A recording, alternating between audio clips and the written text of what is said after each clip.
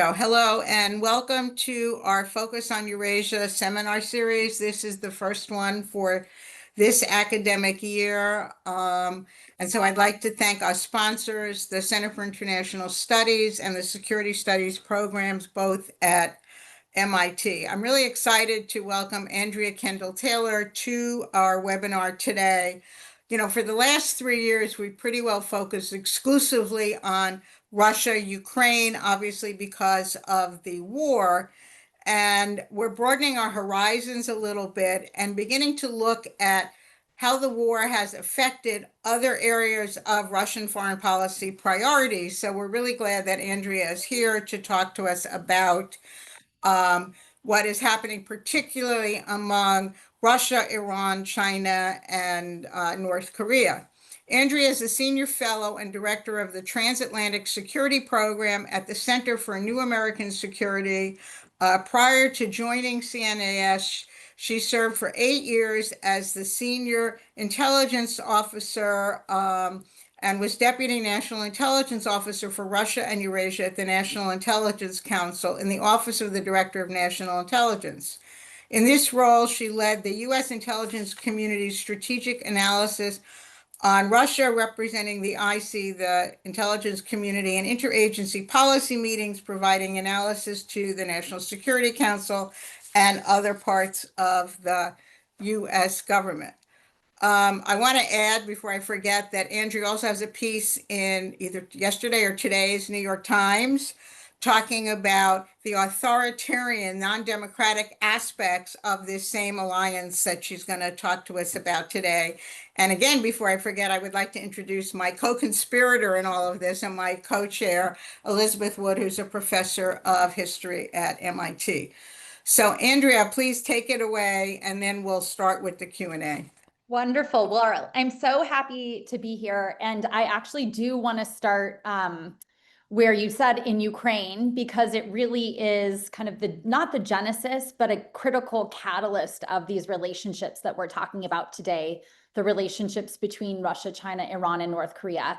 And I want to start with an anecdote that might be familiar to many of you, but I like to start with the story because it makes very concrete and very tangible the implications of the cooperation amongst these four countries. And so I want to take you back a couple of years, but to around New Year's in January 2024. And during that time, Ukraine and Russia were locked in a period of very brutal escalation. That December, just like the December before and every December since, Russia and Putin unleashed a massive campaign on Ukrainian cities, destroying electrical grids in an attempt to plunge their populations into cold and darkness. And as part of that escalatory cycle, on the morning of January 2nd, there was a very large Russian missile attack that struck Kyiv and Kharkiv, and it killed at least 5 civilians and injured hundreds more, and caused very significant damage to the infrastructure. There were air raids that sounded through the morning. And again, this is before, some of these more significant drone attacks that Kyiv has been experiencing. But it really was a very significant attack. But when we look back, in many ways, that January 2nd might seem unremarkable. After already 2 years of war at that point, in many ways looked like more of the same of these relentless Russian attacks against Ukraine. But when you look very closely, that attack stands out in large part because it highlighted that Russia was not fighting its war alone. And that one assault, when you kind of dissect things, that one assault had cruise missiles that were fitted with circuits from Ukraine, or from China, I'm sorry, and you can go back and see the parts of these cruise missiles to know that those missiles were outfitted with these circuits. It had short-range ballistic missiles that were sent by North Korea, and it used a number of strike drones that were sent by Iran. And so again, that provides just a clear picture of the direct and major impact that these countries are having on the battlefield in Ukraine. Today, it is, beyond question that those countries have been really critical enablers of Russia's war machine, enabling Moscow to sustain its attacks on Ukraine. If we zoom out a little bit more, but we're still in Ukraine, we know that their backing for Russia has been expansive. And by now, Russia has really fired thousands, many tens of thousands of Iranian Shahed drones. Russia now produces those drones at a facility inside Russia. Russian drone strikes against Ukraine actually increased tenfold from 2023 to 2024, in large part because it was able to produce these Iranian drones inside Russia. North Korea, for its part, has sent more than 2.5 million rounds of ammunition. And that was important early in the war when ammunition was such a highly coveted commodity. There are some statistics that suggest Russia actually received more ammunition from North Korea than Ukraine has from the United States and NATO combined. And yes, it definitely is the case that some of that ammunition was of faulty and lower quality, but the sheer volume of that has helped Russia in the war. And then in a turn, really no one saw coming, and I think really you could say no one, North Korea went ahead and sent at least 12,000 soldiers to fight on Russia's behalf. And that was the first time in more than a century that Russia has invited foreign troops onto its soil. And then there's China. China is by far Russia's most critical lifeline in this war. They have purchased massive amounts of Russian oil and gas that puts all of the revenue back in Moscow's coffers.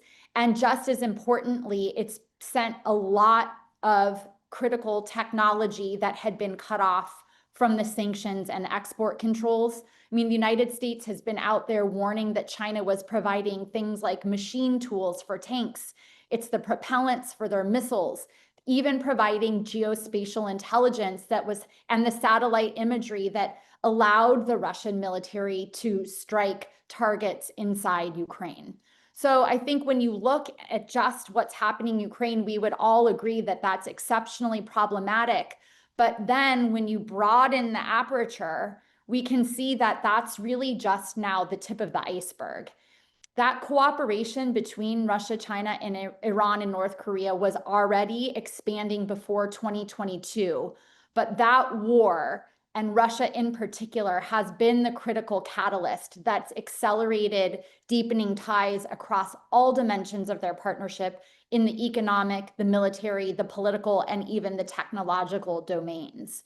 And so the argument that I want to lay out today, my bumper sticker for what this axis of upheaval is that their cooperation is amplifying the military capabilities of the United States adversaries, while it's diluting the foreign policy tools that we have to confront them. And so that's kind of the argument that I want to go through. And I'll start on the military side, because really of all of the domains of their cooperation, it's been on the military side that it's been most consequential and problematic for the United States. So just as important as what Russia has gotten from all of these countries, and China in particular, has been what Russia is giving away in return. And the more that the Kremlin had to rely on its backers, the more it had to give away in order to sustain their support. And so if you look at the military cooperation between Russia and China, it was already problematic before Russia's full-scale invasion. When you look at just 2018 to 2022, Russia supplied 83% of China's arms imports, and Russia had already played a very meaningful role in the PLA's efforts to augment things like its air defenses and its anti-ship and its submarine capabilities, which were already helping to offset the US military edge over China. They were already increasingly doing these joint exercises where the two militaries are going out and exercising together. And that was problematic and still is problematic because China's military is not battle tested.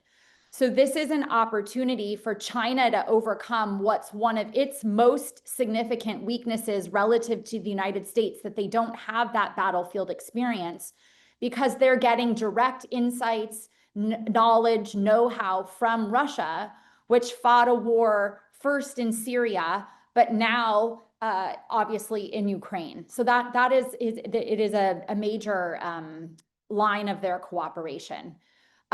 Of course, as China has modernized its own military, the defense cooperation is less pressing. But what we're likely to see, and I think what we're seeing now, is more cooperation on joint development. They're doing more license production, more transfers of technology. They're cooperating in realms like on the military applications of AI, for example. But the important thing to emphasize is that although China is closing the technological gap, Chinese industry is still behind Russia in a couple of key areas, including on submarine technology, some space capabilities, on things like aircraft engines. And it was really notable that at the end of 2024, the US came out and announced their belief that Russia was providing China with very high-end submarine quieting technology. And again, that's really, would it be very important in a contingency over Taiwan? It's a thing where the United States has a competitive edge. And so as Russia's giving away this increasingly sophisticated military technology, it's narrowing the US advantage in the Indo-Pacific. But it's not just China, and we're seeing that dynamic also playing out with North Korea and Iran. On the North Korea front, North Korea has a very long wish list of things that it is hoping to get in exchange for the ammunition, but especially the fighters who are fighting and dying on Russia's behalf. We know that they're seeking advanced space, missile, and submarine technology from Moscow. And if Russia complies with those requests, then it has, real tangible implications. North Korea would be able to improve the accuracy and the survivability of its nuclear capable ICBMs, and also use that Russian nuclear propulsion technology to boost the range and capability of its submarines.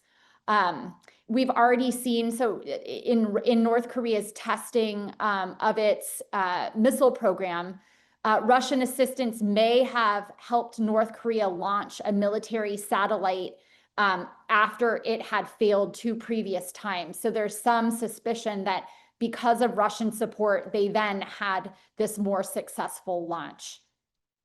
I would argue, others similarly argue, that these military ties that are deepening has already led to more brazen behavior on the part of both China and North Korea.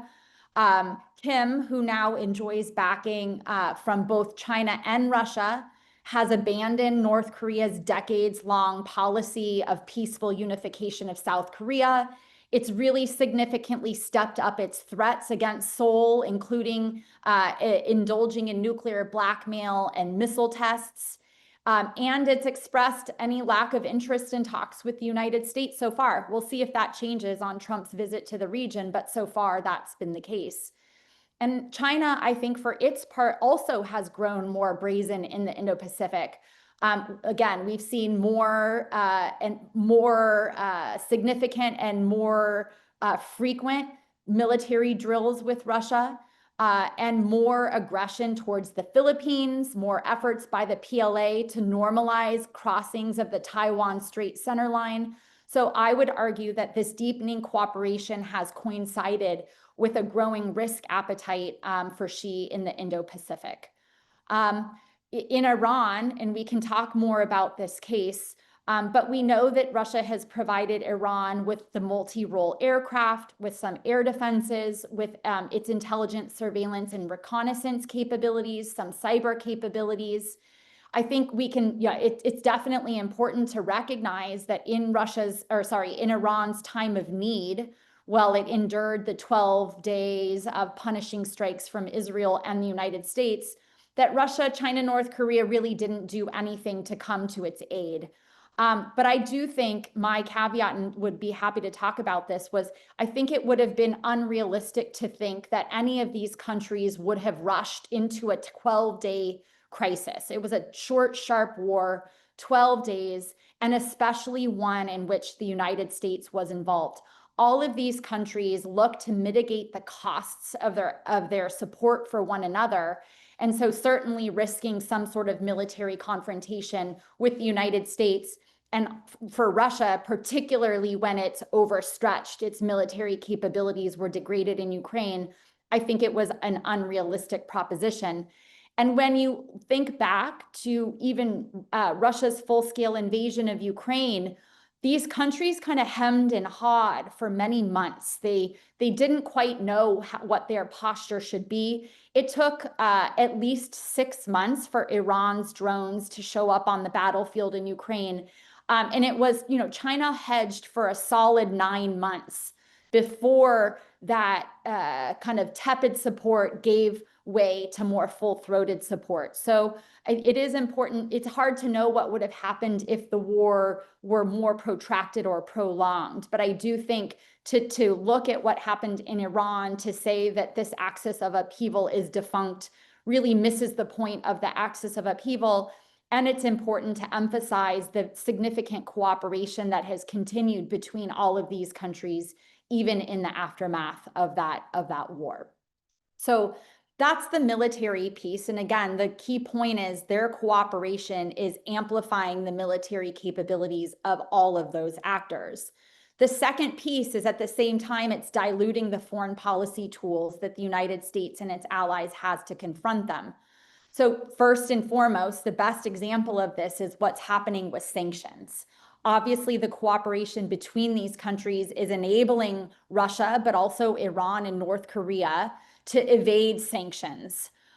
We had seen earlier in the war, Russia released millions of dollars in North Korean assets that had previously sat frozen in Russian banks in compliance with the UN Security Council. And we've already talked about the myriad ways in which Russia is supplying the component parts, buying up Russian oil and gas. We'll see we can also talk about now the US sanctions on Lukoil and Gazprom. But up to this point, these countries have really been key in diluting the force and the efficacy of sanctions. They're also working very hard to reduce their dependency on the US dollar. When you look at the share of Russia's imports that were invoiced in Chinese yuan, it jumped from 3% in 2021 to 20% in 2022. So they're transacting more and more in non-dollar denominated currencies, which puts those transactions out of the reach of US sanctions. Also, the same thing is happening between Iran and Russia.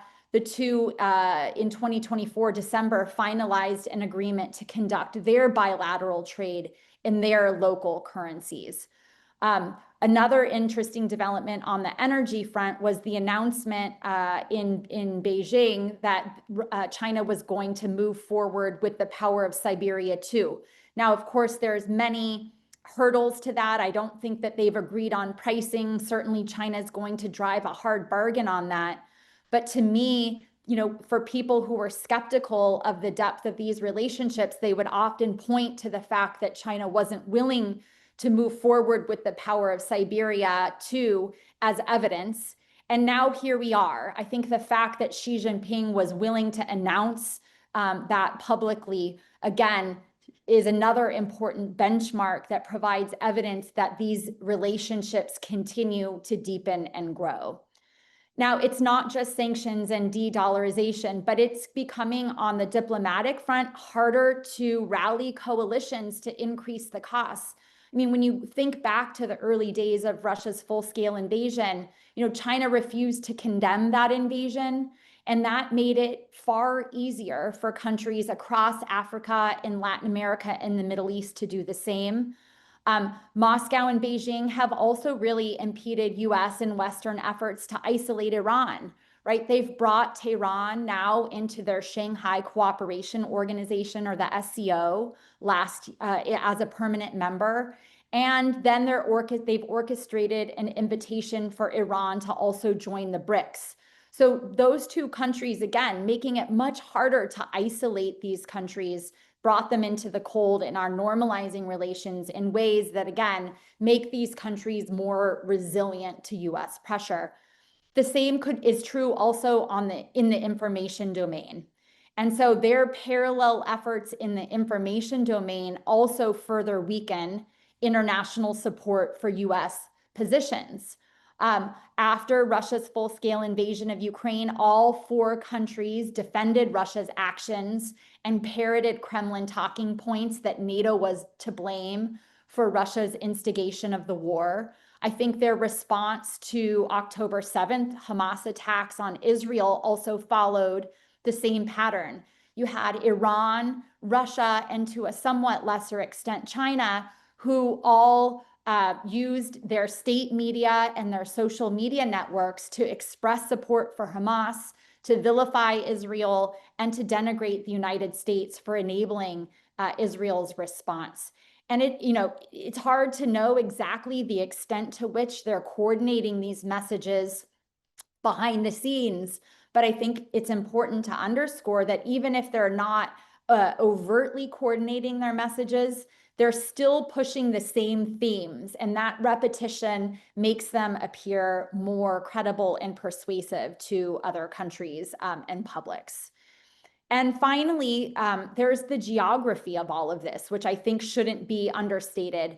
These countries, the four axis of upheaval countries, really take advantage of their shared borders and their littoral zones. They're building trade and transportation networks that are safe from US interdiction. And so Iran, for example, is able to ship drones and these weapons to Russia across the Caspian Sea, where the United States really has little power to stop the transfers. And so we should think about, if the United States were engaged in a conflict with China in the Indo-Pacific, Beijing then could turn around and increase its overland exports, or imports, I should say, of oil and gas from Russia. It helps reduce Beijing's dependence on maritime energy imports that US forces could block during a conflict.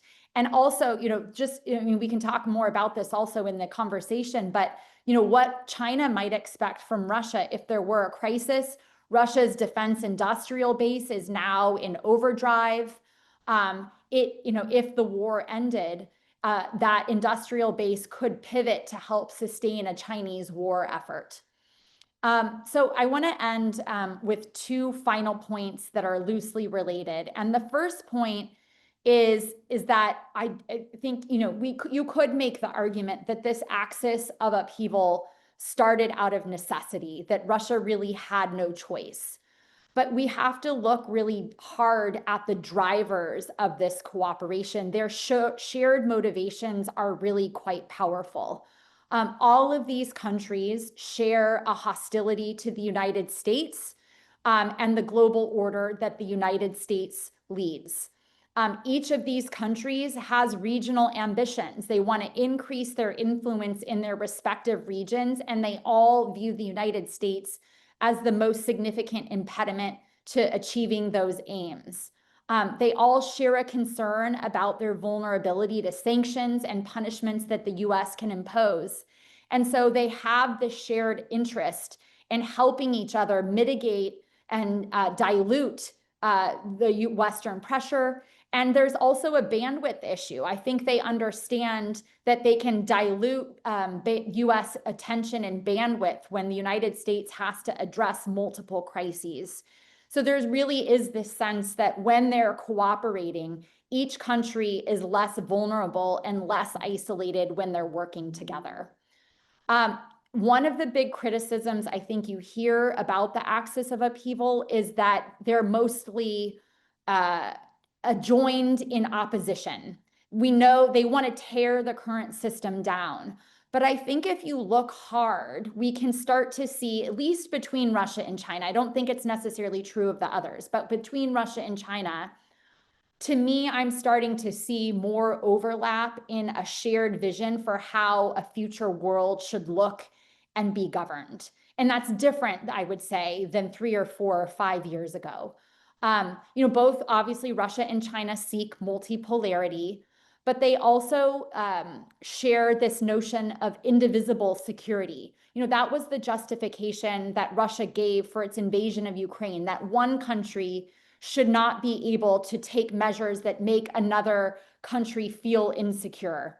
And now that idea of indivisible security is starting to show up in Xi's global security initiative, for example, the GSI, which it introduced in 2022.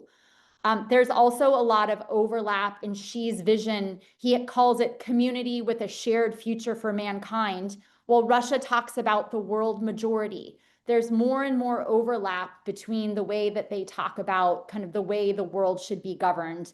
And obviously, both countries value the centrality of state-determined political rights. So my point is, and when you look back at competing orders, you first have to tear down the existing order.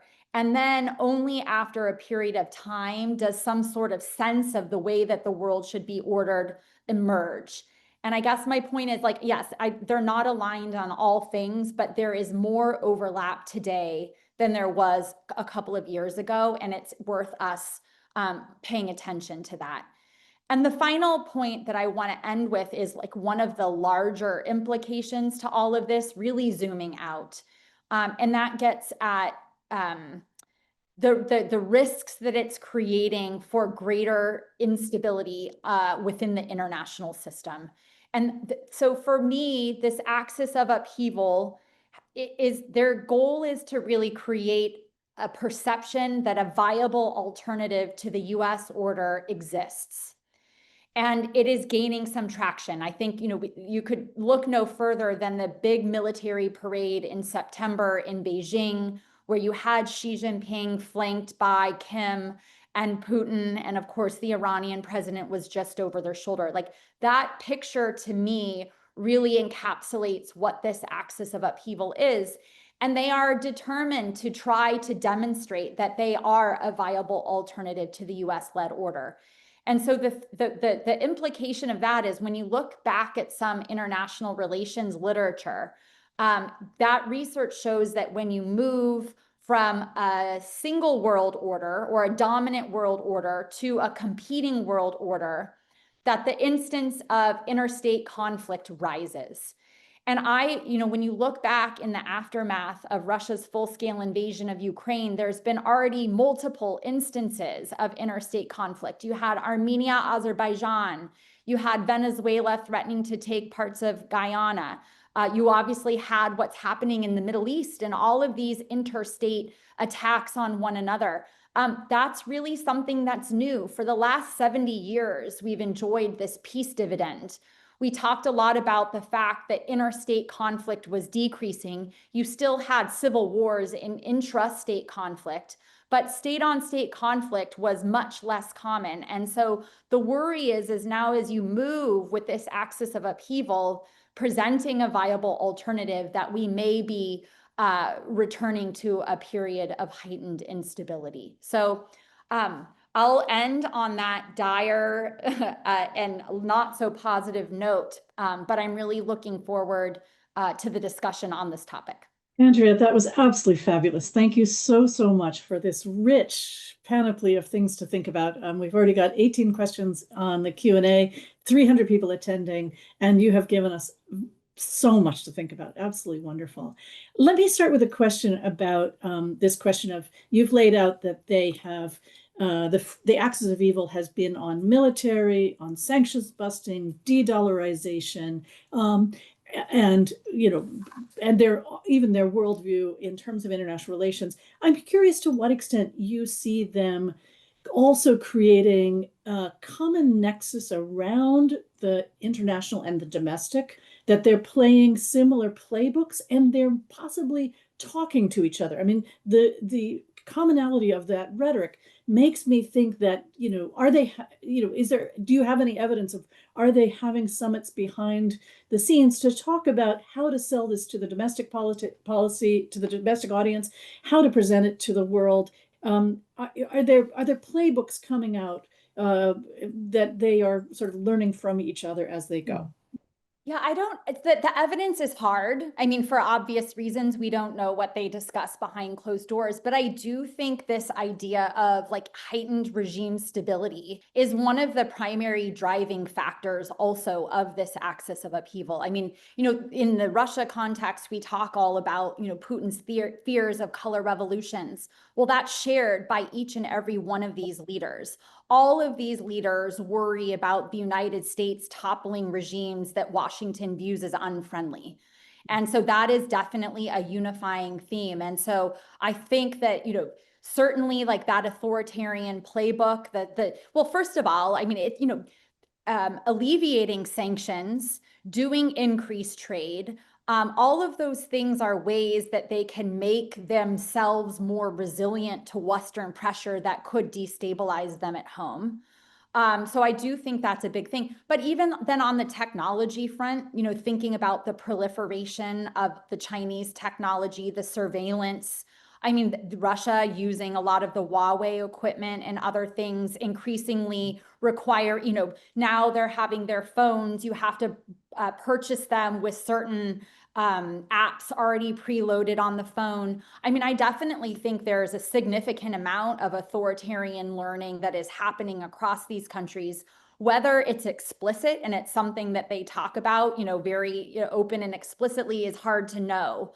But certainly there's a diffusion of best practices that's happening, I think, from watching one another. So I didn't talk about this as an implication of the axis of upheaval, but strengthening the resilience of authoritarian regimes, I do think is one of them. Great. So I also have a question, and then we will open it up to our audience. I think you've made a really persuasive argument that there is an alliance or a emerging alliance among these four states. Do you see any limitations? Do you see anything that could sunder the alliances going forward? Would Russia back China if it actually attacked Taiwan and took on the United States? What could Russia do? Would it urge caution because it doesn't want to engage with the U.S. more directly than it already is in Ukraine? The Iranian case is an interesting case because, as you said, Russia did basically nothing to help Iran except all these platitudes. Could there be a point at which Iran says, well, what good is this relationship to me if you're not helping me when I'm under attack? So I'm curious to hear sort of your reverse assessment of what could possibly break this grouping apart or what could make it looser than it seems to be. Yeah, it's such a good question. I mean, so first, I think we like not an alliance. I think that's an important thing to say, right? Like, and I don't, Russia and North Korea have a mutual security pact. So they have agreed that, attack on one is an attack on the other. That is not the case with any of the other partners. So Russia and Iran signed a very significant security agreement that intentionally did not include a mutual defense pact. So that happened before the 12-day strikes on Iran. So these countries view alliances very differently as hindrances. Like they don't want to be bogged down by these types of relationships. And I think they believe that this more flexible situation gives them more latitude to operate. So I think it's important, and this is a tangential thought a little bit, but one thing you often hear is like, oh, it's not an alliance. They don't operate the same way and with the same depth as the United States does with its allies. And that is definitely true. Like when Russia and China are doing joint military exercises, they're not striving for interoperability the way that the United States is with its NATO allies, for example. But I think we make the mistake that if we use the model of the way the United States conducts its alliances as the model of the way other countries do, and just because these partnerships are different, that it makes them somehow less meaningful, then we might miss a lot of the cooperation that's happening. But Carol, to your point, there are limitations. Obviously, Putin and Xi signed their no limits partnership, but we obviously see that there's limits. In the war in Ukraine, for example, China was never willing to provide lethal aid because the United States and Europe made very clear that they would pay a heavy price if they crossed the line into the lethal aid. And so, but what did you see? You saw China tiptoe all the way up to that line. At some point, they're providing drones with everything but the explosives, and all Russia had to do was make a small modification, and it was essentially lethal aid. So they've tiptoed right up to the line. But the point is that there are limits, and we have to acknowledge that these countries really want to limit the costs that are associated with all of their partnerships. They're not doing this out of the goodness of this heart or because they share some deep ideological commitment. That said, they are, deeply committed to one another and share the aim of undermining the U.S. and the order that it leads. So they are willing to go quite far in their support from one another. You raised the question about what would Russia do if there was something happening in the Indo-Pacific. I think it would depend in large part on where Russia was in its own war in Ukraine. So that's, they're going to take care of their core security interests first. They have that understanding with one another. But if, for example, the Ukraine war has ended or is much it has died down, I would imagine that Russia would be quite willing to send aid, military aid, to support China in its war. It could do things in the space domain, some things that might be hard to attribute, the ISR, underwater sea, helping with submarines, cyber operations, and other things. The goal for Russia would be to raise the costs on the United States as much as possible. I talked before about, the shared border. They can ship oil and gas through this overland route that's safe from interdiction. Obviously, they can ship weapons that are safe from interdiction because the shared border. So I think that they would be willing to do quite a lot for one another. But I didn't really answer your question. So what could drive them apart? At this point, it's hard for me to imagine. And I've looked there are lots of constraints. They have historical mistrust. That's true. There's a great asymmetry in the relations. China, by far the more significant, more powerful partner. Reputational costs. In China, in supporting Iran, doesn't want to upset important partners like Saudi Arabia, where they get a lot of oil. So there's definitely constraints on these relationships. Russia and China differ in Central Asia and the Arctic, but they've been very focused on compartmentalizing their differences. They don't want those differences to spill over and taint this overarching objective of taking on the West. So at the time, at the moment, it's hard for me to imagine exactly what could drive them apart, because I think that they sense that the United States is in inevitable decline. And so they're using this moment to try to lean in and accelerate that. That's fantastic. So I have a related question about Russia from one of our attendees who asks, Russia is spending 40% of its budget on defense, and their predictions questions whether the economy can sustain that over the long haul. But I think the bigger question that the guest is asking, and I would like to ask also, is what will the axis of upheaval come to Russia's support, economically, militarily, et cetera, which is related to what you were saying. But also you mentioned, and I think this is key, this hierarchy of nations. To what extent, and people in the Russia field are asking this all the time, will Russia end up a vassal of China in some key way? Already China has chipped away at the Central Asian countries, building lots of infrastructure. Russia has not, as far as I know, objected there. So what about that critical problem of who's dominant player and who will help who and who will end up owing in some more sustained way? Yeah. On the economy question, it's a really good one that's really hard to directly put your finger on. Obviously, Russia is having increased economic strain, in large part because of the Ukrainian strikes on oil production facilities. That's really had a major impact on the Russian economy. And now we have, for the first time in Trump's second term, what are some potentially serious sanctions going after Rosneft and Lukoil? These countries, one of the most major Russian companies that's not yet touched by sanctions. This also, if the sanctions are enforced, and that's a big if, and something we'll have to follow closely, could also really put more strain on Russia's economy. I'm not an economist, and so I rely on people who are better on the Russian economy. And it seems to be their sense is, yes, things are getting more difficult, but they're not unsustainable for at least, I don't know, a year or two. And so that, and making the point that it's unlikely for now that these economic problems are enough to change Putin's approach to the war.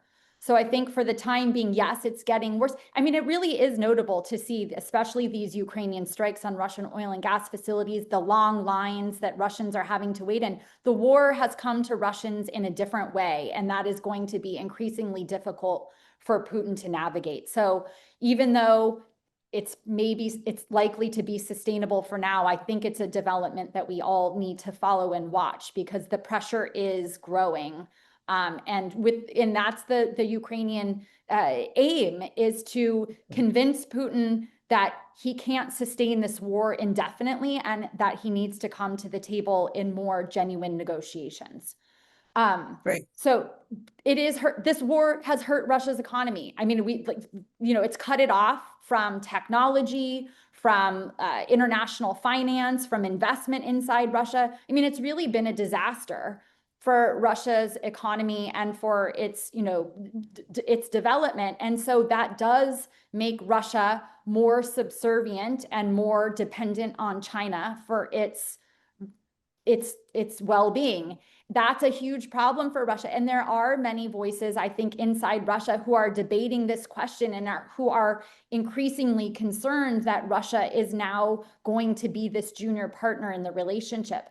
Right. I think the problem, like from the Kremlin's perspective, my assessment would be, and again, it's hard to know what, nobody knows what Putin is thinking, but the immediacy and the urgency of the war in Ukraine, just how important a priority that is for Putin, and the fact that he's viewing this as this existential conflict with the United States and with the West.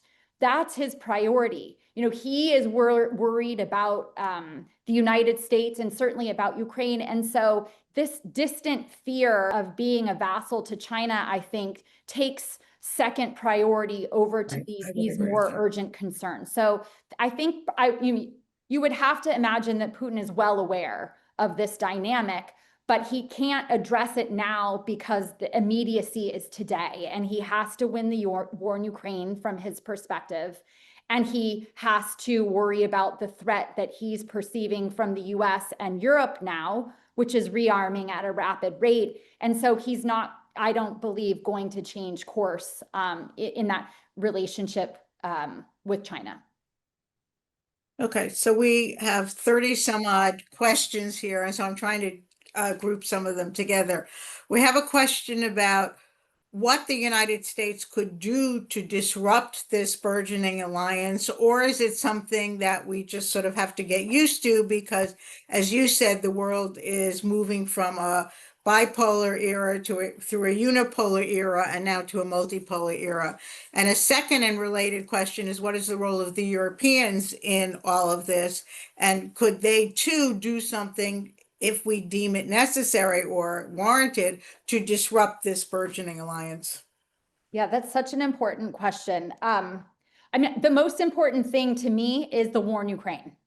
Making sure that Russia doesn't achieve a subservient, weakened Ukraine is the most important thing you could do to counter the axis of upheaval. It helps, making sure that Ukraine comes out of this with an ending that they can tolerate, Ukraine that can defend itself in the future, that is a viable, has a viable economy and can integrate more closely in Western structures. That is really important to killing this idea of Russian expansionism. It also is a lesson to Putin that you can't, to Xi, about United States and the West is willing to see things through to the end, that you can't outweigh the West, etc. So to me, like, the most important thing to address this axis of upheaval is to get Ukraine right. I think the second thing is just, it is important to say, given the current US administration, it's really important to recognize that you can't drive wedges in this relationship. I really believe that you can't. And this concept that you could somehow peel Russia off of China is very misguided. And to me, the risk of that strategy is that the Trump administration might be willing to make concessions to Russia, either on Ukraine, but other concessions that Russia only pockets and uses to strengthen its position to continue to confront the United States in the future. So I think the point, like, it is, I think, a reality that the United States is going to have to deal with. So what do we do? I mean, I think we haven't talked too much about, like, the swing states. There's obviously lots of countries, especially the larger ones, Brazil, India, Indonesia, Saudi Arabia, Turkey. It's really important that the United States is doing outreach to these countries to make sure that to really deny the axis of upheaval countries advantages in those countries. So making sure that those countries are choosing policies that support the prevailing order. And so, trying to use trade incentives, military engagement, diplomacy, I would say all things that we're not currently doing, but trying to get them, preventing them from hosting militaries from any of these countries, preventing them from giving access to technology, and other things. So I think these swing states, these countries that don't want to pick one side or another, we don't have to force them to pick sides. I don't like the democracy versus autocracy framing, but we do need to engage with them to make sure that choices that they make, don't give the Axis countries greater advantage in this. And one of the important things that I think we do need to prepare for is the growing risk of simultaneous conflict. So the thing that I've been working on, we just the organization I work at, the Center for New American Security, we put out a report that looks at the implications of US involvement in a crisis in the Indo-Pacific for European security. So this is where the Europeans come in. There would be a whole very different conflicts. One is a naval conflict, one is an army conflict, but there's a whole category of what the military calls high demand, low density assets. So things like our intelligence, surveillance, and reconnaissance, air defenses, long range precision strike, logistics, things like strategic lift. There's things that you need in both fights, even though they're very different fights. And if those things are sent to the Indo-Pacific, which we've said is a higher priority, that leaves really important gaps in Europe that Putin, I think, would find an opportune moment to exploit.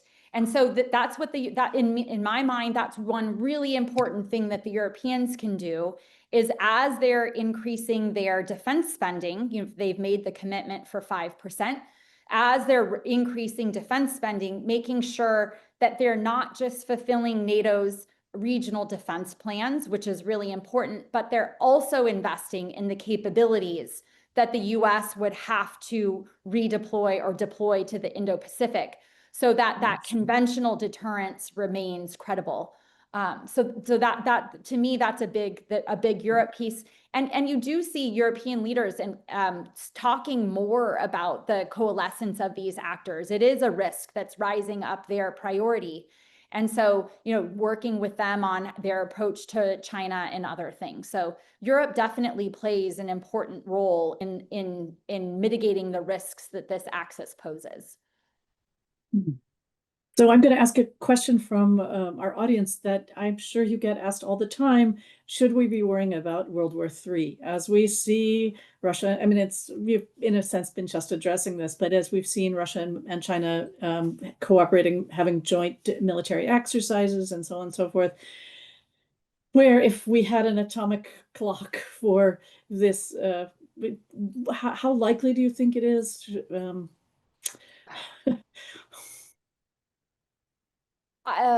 I mean, the risks are rising. I mean, so in the New York Times piece that I published today, it was about the regime type kind of implications of a world that's increasingly governed by strongmen. And so obviously, well, I shouldn't say obviously. The argument that we make is that when you have more and more leaders who are unconstrained by their own domestic systems, constituents that are either unable or, I would say in the case of the United States, unwilling to hold a leader accountable, they can make threats and not follow through. You get a lot more volatile foreign policy. How many times in the Russia context has Trump threatened major ramifications for Putin, these ultimatums that he's issued and not been willing to follow through? In these strongman systems, talk can be cheap. And that makes it then really hard for other countries to understand where a leader's red lines really lie. And then you start getting into a situation where misunderstanding, miscalculation rises, and the risk of these conflicts grow. I also think, it's in the case of the United States, these foreign policy decision making has been so concentrated in the hands of Trump. You hear from Chinese interlocutors, Russian interlocutors, they don't know what US policy is. They don't know what the priorities are. They don't have this kind of government to government ties that they've had in the past where there's no one in the Trump administration on these important issues that either know or feel credentialed to communicate the priorities externally. And that makes it really hard to know where the Trump administration lies. The other dynamic that's really important is risk-taking and the appetite for risk-taking. When you're surrounded by people who only tell you what you want to hear, you kind of double down on your preferred policy course. And that the most painful example of that is Russia and the invasion of Ukraine. Putin totally miscalculated. He thought it would be a rapid, short, sharp war because he was being told things that he wanted to hear. So I guess, World War III, I don't know, but I do worry a lot about the return to more interstate conflict as you have miscalculation, but also more risk-taking on the part of these personalist leaders. Right. So in a parallel question, a couple of our listeners wanted to know what role the possession of nuclear weapons plays both among the members of the alliance and then in terms particularly of the United States threatening to use nuclear weapons or whatever. We've heard Putin do it periodically every time he's felt threatened, and allegedly Xi Jinping told him not to, that would be a red line that Putin shouldn't cross. But North Korea, China, and Russia are all nuclear weapons state, and Iran is certainly an aspirant. So what role does that have in keeping them together? Is it a potential irritant down the road? Are the Chinese worried about North Korean acquisition of new types of missile technologies from the Russians? I could see all those kinds of things becoming irritants down the road, maybe not next week or next month, but a year or two from now. And then, of course, we have a role to play as well as another nuclear power state. Yeah, it's a great question. I am actually highly skeptical that Xi pressured Putin not to use nuclear weapons. I mean, Well, that's the reporting. I don't know, but yeah, but I don't know exactly where the reporting comes from. But I mean, I think that the kind of agreement between the leaders is, you have your core security interests and I have mine. You are free to pursue your core security interests and I do mine. And their willingness, I think, to meddle in one another's affairs or tell each other how to run their business, to me, I think is a really important foundation of their partnership. So again, I think we don't know. I think the more immediate thing, rather than the irritant piece, is the proliferation question. And so obviously Iran doesn't have nuclear weapons. There are certainly things that Russia and North Korea in particular can do to facilitate their program. My understanding is that the Russians and the Iranians have met recently, at least on the nuclear energy. Like, I think they've signed a recent deal to build more nuclear reactors in Iran. So that kind of cooperation continues. From my perspective, Russia has been an adherent to the non-proliferation norm for a very long time, but as it's increasingly taken on the mantle of a rogue state, I have less confidence in their willingness to play that role in the future. So I worry more about the proliferation question now than I did, before Russia's invasion of Ukraine. So I think the proliferation piece is a big concern, especially on Iran. I know, during that Axis of Upheaval summit in Beijing, the Iranian president had a bilateral with Xi Jinping, and Xi made a point to talk about the importance of Iran not pursuing a nuclear weapon. I think that does remain important to China.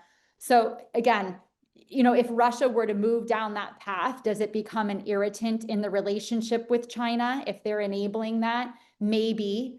To me, the question is, how the Chinese would prioritize that concern.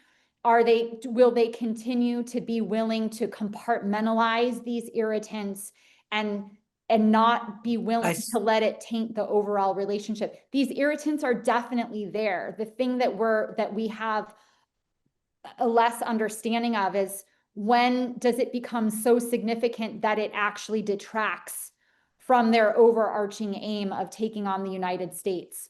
At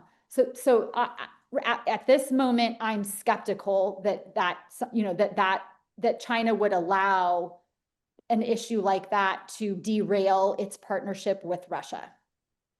And I guess this is not on the nuclear piece. This is much more on the conventional side.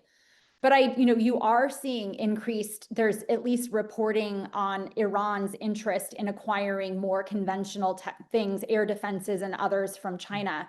So I think you can see, even in the aftermath of the war, the strikes on Iran, both Russia and China probably see great utility in helping Iran rebuild at least its conventional military to antagonize the United States. Great. Thank you.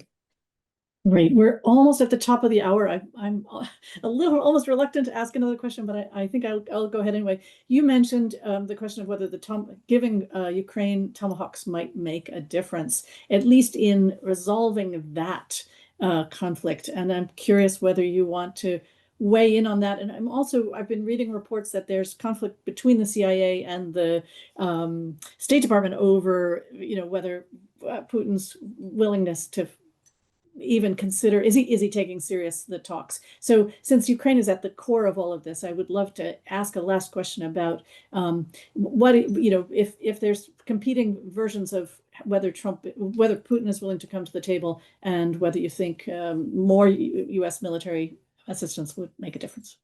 I think more U.S. military assistance is always better. I mean, really, I would be in support of providing the Tomahawks and allowing Ukraine the ability to strike at targets deeper inside Russia, again, to bring the war, but to disrupt these logistics and supply chains and other things, to hit targets like the Iranian drone facilities, where they're producing thousands upon thousands of these drones that are in turn terrorizing Ukrainian cities. But the critical question is, would they in and of themselves make the difference? again, I'm not like a hard military analyst, and my understanding from talking to people who are better on that front is they in and of themselves aren't the game changer. You know, we keep looking for these silver bullets, the thing that's going to tip the balance. And so it's unlikely that a single system, particularly in the volume and the amount that the United States would be able to supply, would be the thing that changes the trajectory of the war. But when you couple the long range strikes with these more robust sanctions, if we enforce them, then you start looking at a situation where I think Putin understands, like if he thought he could wait Donald Trump out, or if he thought that Trump was going to grow frustrated and abandon and walk away, then he understands that he's facing a different picture. Again, with that Ukrainian goal of convincing Russia, you can't sustain these costs for indefinitely. And so he would have to come to the table from a more in a more genuine way. I hadn't read the reports about the conflicting assessments. That's interesting. From what I see, there still doesn't seem to be any interest in more genuine negotiations. Certainly, as you know, they had this prospect of meeting in Budapest, which I think would have been a major win for Putin. I mean, could you think of a worse place to meet the Russian president? For Ukraine, where, you know, the Budapest Accord, I mean, just there's not a worse place. And so I mean, it could have been a really, you know, diplomatic win for Putin, but they weren't willing to play ball in any way, shape, or form. And so to me, that really speaks volumes that they're still just not interested in negotiations. The one last thing I would say, though, is, you know, there will have to be a process on the US side. You can't have two leaders swoop in and think you're going to strike some grand bargain. And I do think that maybe is one area where the Russians might be a bit frustrated, is like that there isn't any work being done at lower levels. If we're ever going to have any negotiation, it's going to have to be through a government process, and I don't see that process in place on the US side either. But that doesn't detract from the fact that the Russians just aren't there yet. Great. You want me to do it? You're going to do it. All right, so it's a little disagreement here. So we really want to thank you, Andrea. This has been a great conversation. At one point, we had well over 300 people attending your seminar. So thank you so much for joining us. And our next meeting of the seminar, Focus on Eurasia, is going to be a discussion that Elizabeth and I will conduct with Fiona Hill, and that is December 2nd. So watch your mailboxes for that conversation as well. So again, thank you so much. This was just terrific. And it really, as I said at the beginning, broadened our horizons about it all. So thank you so much. Thank you for having me. Yes, this was absolutely fantastic, Andrea. Thank you so much. We have to learn so much on so many different topics.